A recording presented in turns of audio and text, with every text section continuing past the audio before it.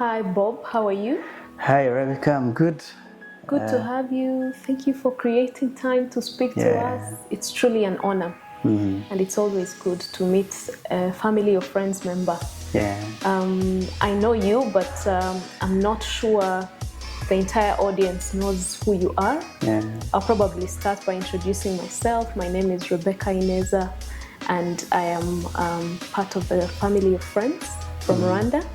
And today I'm excited to talk to a brother and a friend, Dr. Bob. I'll let him introduce himself. Yeah. Thank you so much for giving me this time. I first of all appreciate because there are a lot of many people that you can choose, that you can bring here, but having chosen me to be part of this interview, it's a great pleasure. Absolutely. Yeah. So I'm by the names of Bob Sumayire, and sometimes they put doctor as a title because I'm just a medical doctor. I'm not still they say a boy what when they want to like married. Let's just say you are a married man because some people will be offended by the word boy. Okay. Yes. Yeah. So I'm a married man with one beautiful girl and one beautiful wife. Nice. Yeah, I just live here, and I think that's enough. I belong to the family of friends. Yeah, I graduated at Sele in 2014. Oof. Yeah, that's the Grandpa, uncle. Are you sure? Let's say uncle. Yeah, but Thank you. yeah, nice. Yeah. All right. You said you go by the title doctor sometimes, and I will assume you are a medical doctor. You went through the 6 years Sure. at medical school. Sure. We honor you, truthfully speaking. People who do 6 years studying for one profession, yeah, it's not an easy thing. Yeah, it's not easy. But today we want to talk about what you're doing now. So you went to the academy, you are a medical doctor and a content creator. Yeah, I lead one of the gospel media houses here in Rwanda called Nkunda Gospel. The Nkunda means love, so it would be translated as I love gospel media, but it's Nkunda Gospel as such. Okay. Yeah. And how I want to just ask, because I assume, and many people do assume that the profession you're in takes quite some time. Sure, it takes. And content creation also takes time, takes creativity. You're creative, so how do you combine both? Yeah. So everything, every business, if I can say, has its time. There's a time of being with the patients, and there is also that free time where you can plan something else. So that little free time is the one that I use in managing Nkunda Gospel and also hosting some interviews, because there are some contents or interviews that I do myself without allowing someone else to host or to conduct them, and it's not easy because I can imagine. Yeah, during the weekly timetable, we sometimes, and I think it's always, we have some few days of expiration where we are not working, like 1 or 2, and those 2 days, they are the ones that I just do the Nkunda Gospel thing. Okay. And when I'm at the night duties, when I come from the night duties during the day, before joining the other night, like today I have a night shift. Today, as we are speaking today, I have a night shift. So during the day, I just do the business, the Nkunda Gospel thing and the other activities. And during the night, I go for the patients. So that's how I keep mixing the things. And it's not easy, but maybe we just reach on that point. You have to do it because life also demands that. Yeah. And with the vision that I had, so there was no other way of doing it apart from combining it. Wow. Yeah. Thank you for, spreading the gospel and healing people because Wow. you're a doctor. Yeah. You're Yeah. double we gifted. heal the hearts and the bodies. And the bodies. Well, just out of curiosity, and I know this is, I don't know, Okay. but have you had patients who are your subscribers? I don't know. Sometimes I don't want even the patients to know that because they may sometimes raise a bias here in our region or here in Africa. They are not used. Yeah. That someone can be doing this thing and another time doing this thing. So it's at first I used to hide it, but people would just come in the consultation, they see me, and the other day they come back, they said, I heard of your voice somewhere else. Oh, I've seen you I somewhere. have seen you somewhere else giving, hosting interviews. Yeah, and I said, that's me. I sometimes do, but I don't declare it as if it's my own media house, because that can also seem to be something big, and I don't like it to be that that way. It makes sense. It does make sense. But thank you for doing all that for the kingdom. Okay. I want to say for the kingdom. It's truly an honor. But I want to go back to your time at the academy and just ask, how did that time, the 3 years you spent in that community, shape who you are today as a medical doctor and as a content creator, a media person? When you reflect back, do you see some places in your time then when you were like, this time shaped me in this way to get to where I am today? When I joined Sele in 2012, I was one of the youngest of our generation, the Peaceful Transformers. I was the youngest. Shout out to you, Peaceful Transformers. Yeah, I was the youngest in everything, the age, the height, everything. So I was just like a very little man joining other big men, because the whole generation was mixed of the old, some old boys, if I can say, and we the little men. So it was first hard adapting in that situation, but with the environment there, it was not very hard. It kept being very easy. The family thing, the care groups. So I felt like I'm coming into another family where I'm being cared of, where the moms, the dads, they are giving, they're always as if you are home. So that was the first thing that just settled me down, because I was somehow not settled, finding myself in that. It was my first time joining the boarding school. So because my background, I studied from the so-called group scolaire, so the GSCs, the 9 years basic education. They started with us, with my generation. So you were the pioneer. So I was among the pioneer of that program of the country. Yeah. So I left the 9 years basic education, or the ordinary level, joining the A level. It was my first time in the boarding school. So it was somehow complicated to me, living the life where I not go home, where I don't see my mom, where I not see my relatives, where I'm going to do everything myself, washing, everything. So it wasn't easy. But with the teachings and the principles, the discipleship, it shaped me. Yeah. It shaped me. That was a very, it is like planting a seed from the nursery bed. So Sere became like, I was just a tree in the nursery bed. They started with me at a very early age, that they groomed me into the person that I am today. There is no way that I can say I got everything. The inspirations, the things that I'm talking now, I got almost everything from Sele. Apart from the little things that I got from the family, the background, the gospel background and whatever. Yeah. But most of the things that made me who I am today, I got them from the Sele, especially the discipleship classes. Every Friday for those every who are new to the community. Every Friday. Every Friday after tea and groundnuts, we had to go for discipleship. Yes. So those classes shaped me. It's where I got to know the vision, the mission statement, the principles of high effective people, all those things. Yeah. So they shaped me. The night fellowships, the Friday fellowships, Those ones. every morning fellowships. those things, they are very crucial. And I pray that our community, that this serious development, the Cornerstone Development Africa, will not stop this, because they are one of the, sometimes we even join not motivated, not wanting to do, but it's something that shapes every student that passes from that from Cornerstone.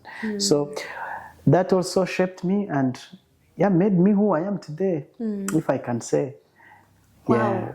And just as an encouragement, I think it's been a while since you graduated from the academy, but we're still hearing these testimonies even up to today. You meet a young person who joined the academy with no clue of what they were joining, the kind of family they were joining. And then years after they've left, they realize, oh, this discipleship was something valuable. I am now applying the principles 4 years later. So you are among the many, and it's an inspiration to really the entire family.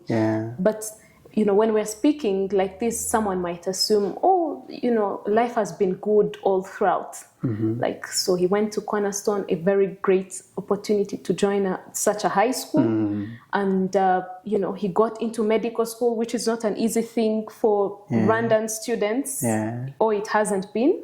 I don't know how it has changed, but so you got an opportunity to go to medical school. You now have, Rwanda Gospel, a media house. And someone might be there and assume, oh, God has been good all throughout, which is true. And assume that, no challenges. It's been a straight road. But has there been any hard times? Of course, COVID was there, so we will skip COVID. COVID was hard for me and him and everyone else. But, COVID was there. But what else? What other challenges did you meet? And you're like, these ones, they're challenges, yes. But later when you overcame, you're like, truly, this is a lesson that I'm taking from this challenge. So starting with that, that you have mentioned, the COVID, to me, or like to everyone who was in the media by then, it was not such a big challenge, because it just helped, and it just like woke up people, and they recognize this online thing, the internet thing. Even those ones who didn't even care about it, they just woke up and they had no other options. They were just staying at home. They were not going to churches. They were just staying at home. And from there, they had no choice. They had to come and watch our media channels and see what we were uploading on a daily basis. So to us, during that COVID time, we got many people. Thrived. You thrived on our misery. People came and visited. We kept. It was not easy for us getting hosts, the guests, and people from different locations, because the transports and everything was not lockdown. The lockdown.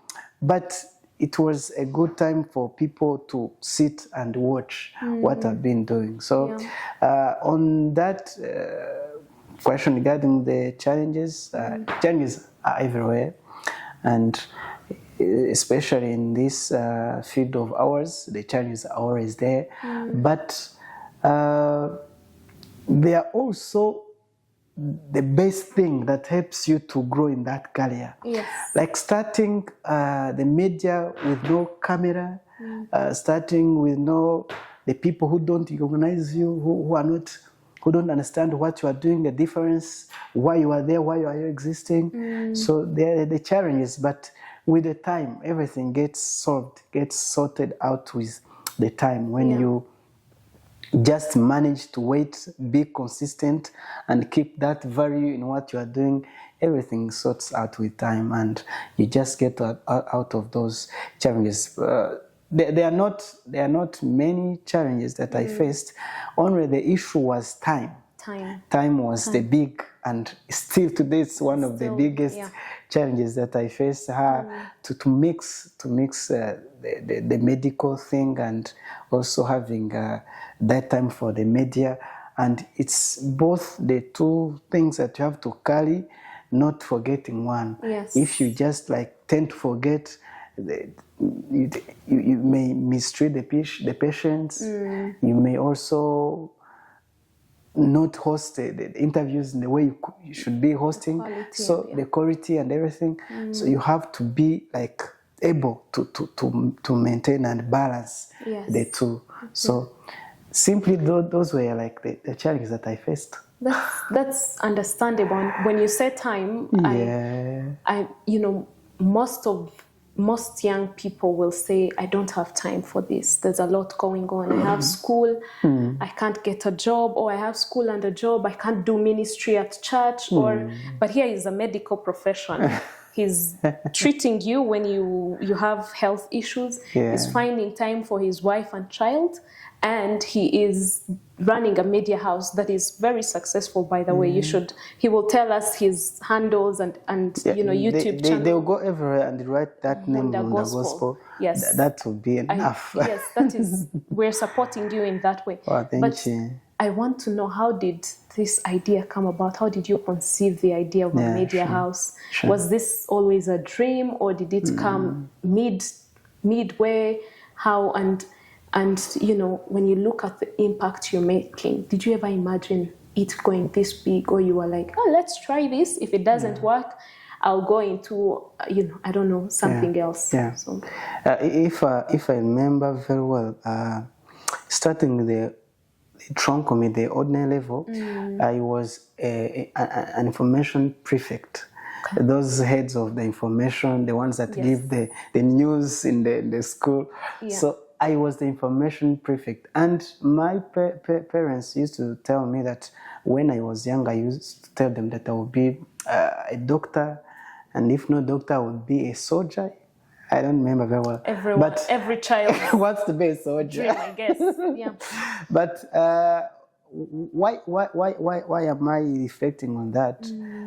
The information thing, this media thing, followed me up to now, and the same also the doctor, the health and medical related things also followed me up to now.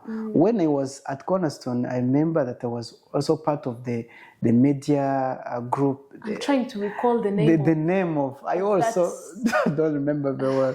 So this information, CIAI. Yes, something like that. Something like CIAI. Yes, I was part of it, and we were just every morning presenting the news to the fellow students. Yeah. So when I joined the university in 2015, 2 years after, in 2017, I had this idea, because I was this person who was always present on the media, on different internet sites, searching for different things.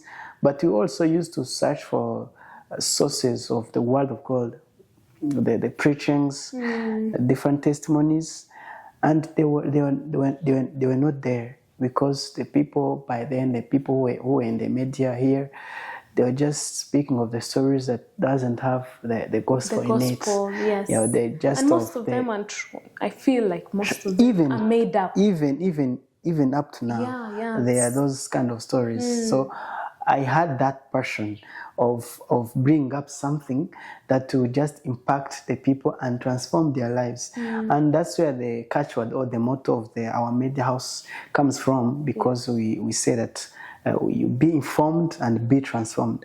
So we thought of something that can inform people but also transform them, because we saw that while they were consuming, while they were getting from those channels, it was just information that does not bring transformation. Yes. Or brings bad transformation. Transformation. So that's where the idea of Hunda Gospel came from. And also that's where the name itself came from, because the Hunda, as I said before, and gospel means that I love this thing called gospel. Wow. So I was brought up by that love, and I started operating with a small WordPress website.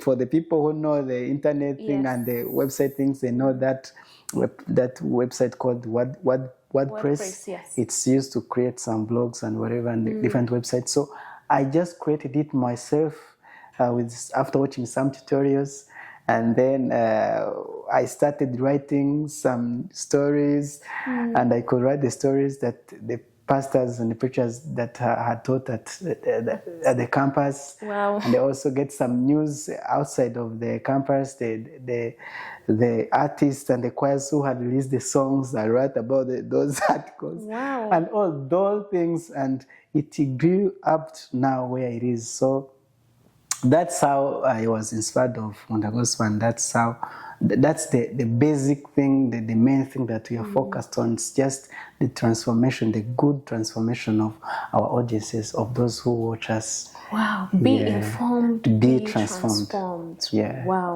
And how and many... the vision is to reach even to the unreached. To reach even to the unreached. How big is your audience now? Do you have a range? Maybe an exact number? Yeah. We have, like, of now, we have more than 300,024 subscribers. And 24. Yeah, I love 24. Precision. Yeah, sure. Subscribers on YouTube, and around 30 plus thousands on different other social medias. Instagram, it's around 40, around 50. The Instagram, the TikTok, Facebook, X, and other social media platforms. So adding it up together, it's close to 400,000 followers that get our daily messages. Wow. Yeah. Truly, one of the things they used to say at the Academy at Cornerstone is we transform the few, impact the few who will impact the many. Yeah. And look at you. You're saying you came as a young boy in terms of age compared to others, which I think you got a lot of attention from that as well. Sure. You came as a young man, you were impacted by the discipleship sessions, and now 400,000 plus people are looking at your platform and being transformed. Truly. And the Bible says, how beautiful are the feet of those who carry the gospel. So this is truly an inspiration to me. So the idea is conceived 2 years into medical school, and here you are today, a medical doctor who is a very tough the gospel. Journey. That wasn't easy. I was going to say I can imagine, but I cannot imagine. You can't. I can't. I remember finding the first subscribers. I used to go from one student to another student, telling them that I've opened the YouTube channel. Would me help and subscribe on this. And you have to stay on their phone to see if they are subscribed. They have subscribed and turned on their bell notifications on YouTube. So it wasn't easy getting the first 1,000 subscribers on YouTube. The people who are in this YouTube thing and this social media thing, they understand how tough it is. So, and getting to this 300,000 plus, it's something to appreciate and to thank God for. And truly we are proud. I speak on behalf of Cornerstone family members and friends. It's good to see someone thrive and thrive in a good way, gain a platform where they're transforming lives. As we conclude, Dr. Bob, I just want to ask, what piece of advice would you give to someone, a young person who wants to live a purposeful life, who wants to make impact, and they're there thinking, okay, he found his place where he's thriving, but I have no clue. Or I have a clue, but I don't know where to start. I don't know, which tutorial to watch like you did. Just what do you advise such a young person or who is scared? Well, thank you for that nice question. I was not that kind of a person who is more into that thing of motivation and encouraging people, because I think a person should be self-motivated to something that he wants to do, to something that moves him or moves her, to something that he dreams of. So he should be the first person to motivate himself or herself, to encourage herself, because when you external forces, they are coming to push you. There's a little bit of resistance because you are not understanding of why is someone pushing me, why is someone advising me. But when you have something from within you that moves you, it even breaks those challenges, the barriers, the walls, everything that may hinder achieving your goals. So the first thing I have to say to everyone that is maybe listening to me, there is no one here to motivate you. There is no one here to encourage you. You have to be firstly self-motivated and encouraged. And the second thing you need to have a dream, something that you want to achieve, something that you are living for, the purpose. And then after having that purpose, the dreams, you have to start working on it. I have a friend of mine, I will not disclose his name. He's one of the people that I run to when I need ideas. He has very good ideas. He's always dreaming of something, of great things, but he's never implementing anything. And he's among the people that we started with this Nkunda Gospel thing, that he helped me with ideas. He didn't even himself see the picture of what I was doing, but today maybe everyone can see the picture, not even himself. What do I want to say from maybe that brother or that example that I have said? You have to start working on the thing that you are thinking, because there is no good time to start apart from now. There is many of our generation, many of the youth, they like this thing of procrastinating. They like to say that I may do it. Bob, we don't but stuff. That I will do it tomorrow. I may do it when I get enough money. So as I mentioned, I had no ability, I had no capacity, I had no money of starting with a website, because these website builders, they cost more than 200,000, 300,000. But myself, because I knew what I had a picture of what I wanted. I created myself a website. It was not that official, but it helped me to produce my ideas, to avail my ideas to the audience, and to give what was inside me. So the only thing that I can tell everyone watching and everyone listening to us, start working on that idea. Start working on that thing that you are dreaming of. Those small steps, those small things, they make up together the big thing that you want to achieve in the long run. So you will not wake up and find yourself in that big dream that you are dreaming of, and that big thing that you are thinking of. You have just to start working with the small steps, moving the small steps, working with the people around you. You don't need a connection from the minister. You don't need a connection from the head. Shots fired. The head of Sale Development Africa. Yes. I was among the people who wanted always to approach the big names so that they can help me in that journey. But after traveling this whole journey, I found that it was not the main thing. Yes. The main thing, and the thing they also want to see, is giving them the idea, the picture of something that you want.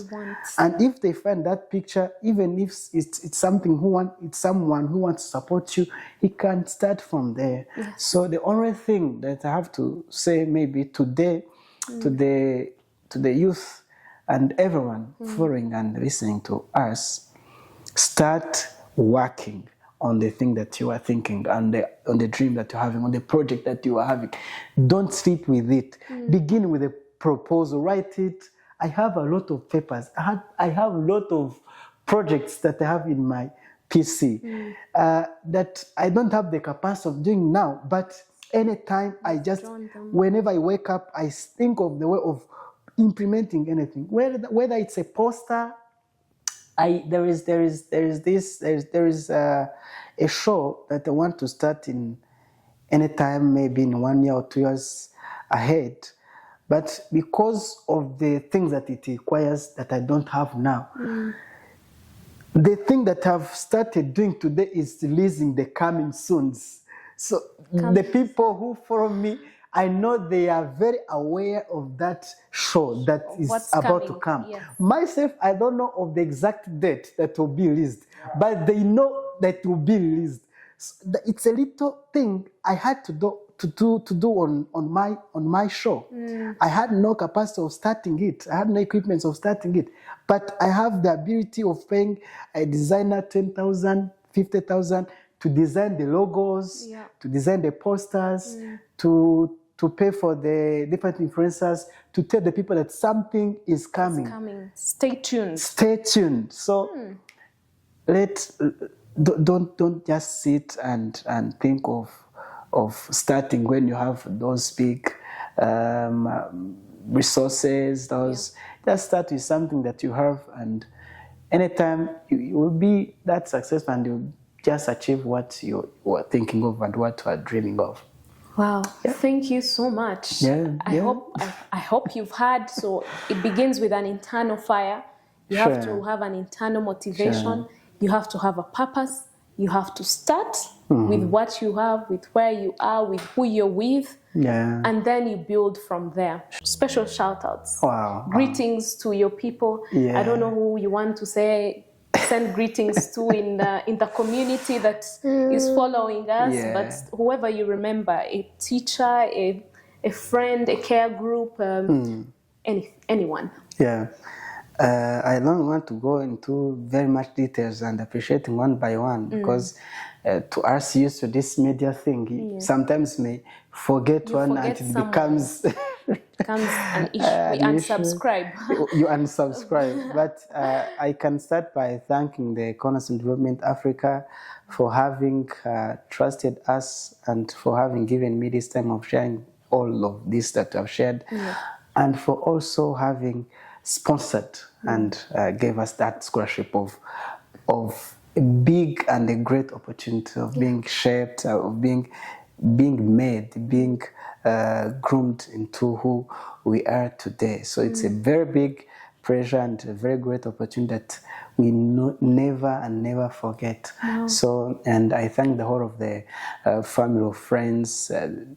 Most of the friends that I have today, it's the people that we studied with at academy. The medical students that they are now the doctors, because we came from there, like 13 people, if I remember very well, they into the medical field up to now. So those are the closest friends that I have, because we just studied together the whole of the 6 years.